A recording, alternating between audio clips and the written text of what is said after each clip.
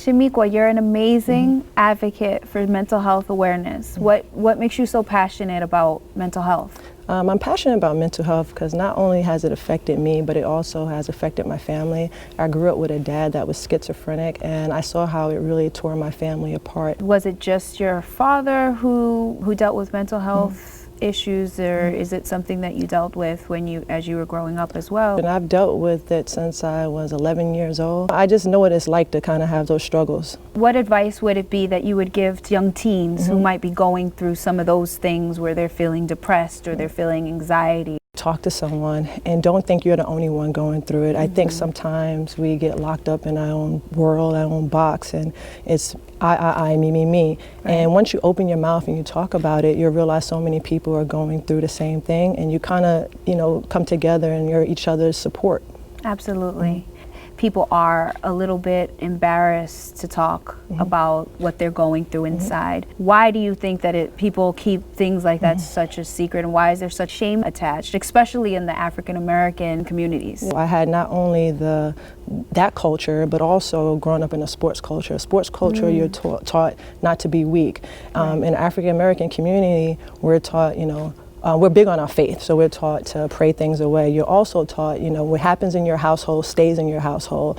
And if you kind of speak out about those things, it's almost like you're shaming your family. If I go in the sports world say that I'm weak, it's like, hey, this person is a head case.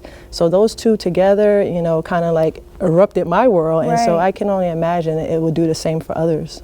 Why do you feel connected to the Jed Foundation and its mission? I just really like the work that they're doing. In 2006, I tried to take my life, and I even thought about it when I was in college. I was going through these tough times, but when I looked on campus, there was no resources. I was like, where do I go? So I had to go to my coach and talk about it. And of course, they send you to a sports psychologist because that's what they're told to do. That was the routine back then. And of course, the sports psychologist, they're thinking, how can we get you better to get you back to playing? Not how we can necessarily help this person heal as an individual emotionally. There are so many people who go through it and then they just keep it a secret and they don't ever speak. Why is it important for you to share your story?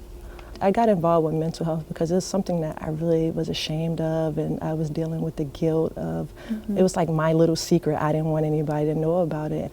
I felt really alone, and I just didn't want anybody else to feel that way. So I just wanted to use my platform and my voice to help encourage others to get help. It's something that has been a lifelong, struggle for me, from age 11 to me now 38. We all have problems. And it's okay to kind of have those growing pains and talk to someone and try to work on it. And we're all works in progress at the end of the day. I'm big on community, and when you bring people together a lot of times and you're sharing something so intimate, it's healing, it makes everybody kind of feel better. Almost like your teammates in a sense, trying to work through these issues. And that's what you're here doing. So we thank you. You're telling your story so that another young person out there could feel confident to go and tell their story and know that they're not alone. I'm so glad that you do, and I'm so glad you're working with Jed. Thank you.